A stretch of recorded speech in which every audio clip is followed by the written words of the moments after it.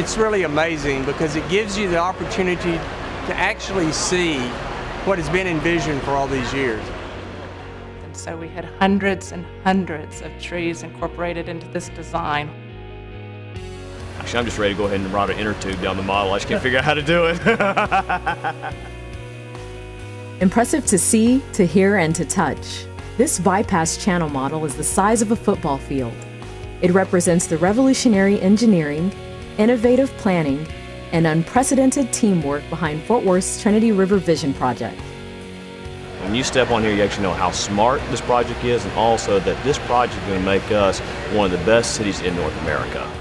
It's a grand approach to a grand vision and illustrates the unique cooperation among 5 governmental and nonprofit agencies developing the Trinity River Corridor in Fort Worth. The organizations, the Tarrant Regional Water District, Streams and Valleys, the City of Fort Worth, Tarrant County, and the U.S. Army Corps of Engineers are taking a global approach to flood control that will also give something back to the community.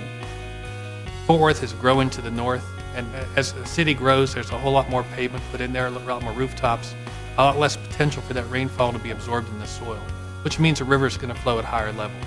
And so this design is to look at the next couple hundred years to make sure this channel is going to really meet the standard for long-term growth in the Fort Worth area. You can do a flood control project that just makes the community safer, but we actually asked a harder question. If we have to go ahead and beef up our infrastructure to make us safer, can we actually do it in such a way that didn't just make it safer, but actually added something to our community?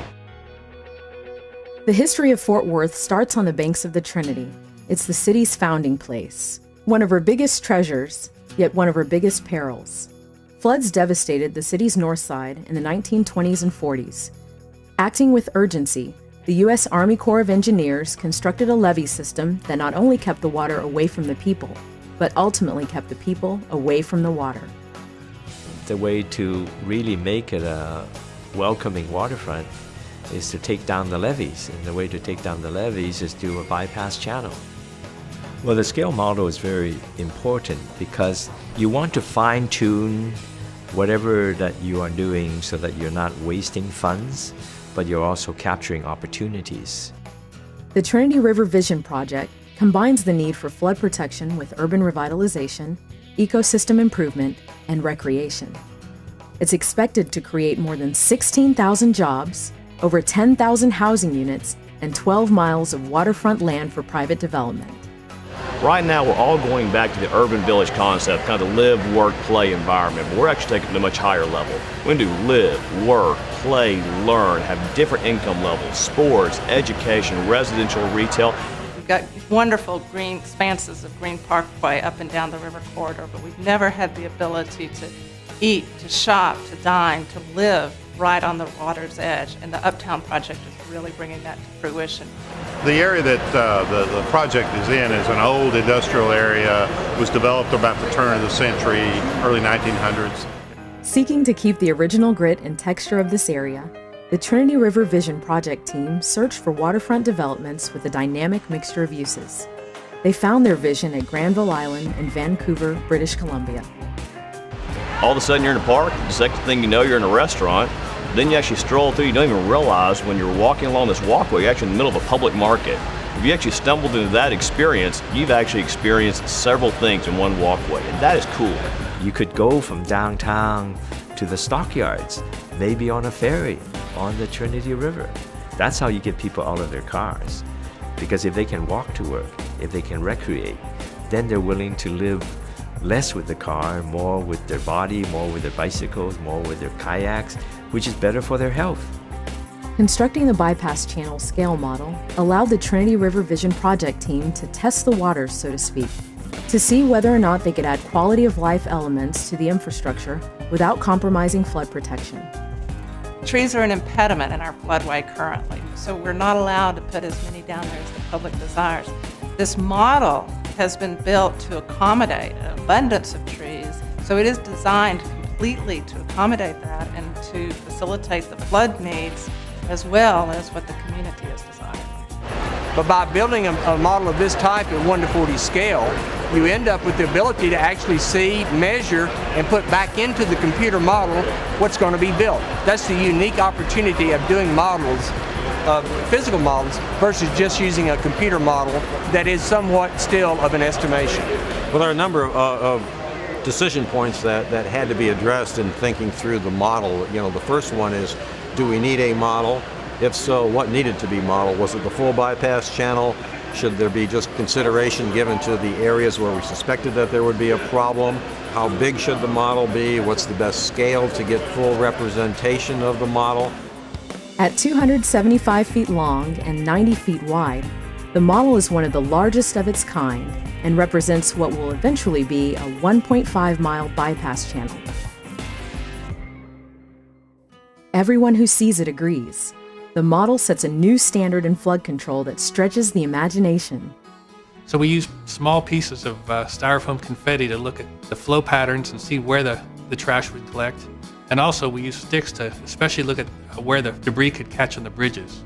And we found with the design of the arch bridges that the trees were really wouldn't collect there like they do on some of the bridges we have in the city right now. Because the level of detail in the model is so incredible and the hydraulics are so precise, engineers have discovered invaluable project data.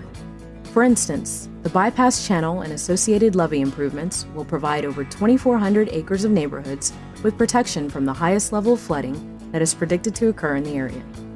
The physical model can help us to understand how the flow is going to move down the channel, especially where like the West Fork and the Clear Fork come together. There could be disturbances there, like there could be waves created by those two rivers joining that the mathematical models can't predict, but the physical model will demonstrate to us if they occur. Also, engineers have made design modifications that include adjusting the depth of the channel and adding a pedestrian bridge to slow water flow, improvements saving millions of dollars over the course of the project. So looking at just those changes in and of itself has saved our partners altogether $10 to $15 million at a cost of $1.7 million. That's a pretty good return on our investment, I think. The bypass channel model fits form with function, assuring engineers they can couple community desires for recreation and beautification with a safe river waterfront environment.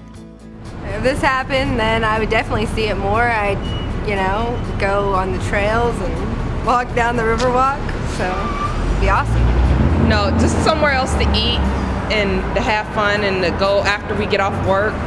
Riding bikes, bringing the dogs down there, jogging, which I'm not too big on that right now. But when you go, to tell your friends, when you come here or when you go to Fort Worth, you got to go to this place, right? That's the kind of thing that inspires tourism for a city and kind of puts it on the map, right? Fort Worth's community spirit is the inspiration behind the Trinity River Vision Project, and the bypass channel model symbolizes the extraordinary team effort it takes to make this vision a reality. So when you bring this many partners together, it ultimately will demonstrate what good can be accomplished as a result of that type of a partnering effort. Every citizen of our community will have access to the river. It keeps the young people who are looking for a place to live where there's excitement and things to do. It keeps them coming back to Fort Worth and staying in Fort Worth. So we're in a unique place right now because we're not just building a neighborhood, we're actually building a whole city right now. And we have the opportunity to actually set the entire nation how to do it the smartest way possible. And that's what we're delivering for our kids, our grandkids. I hope my great-grandkids, they all stay here because of this project.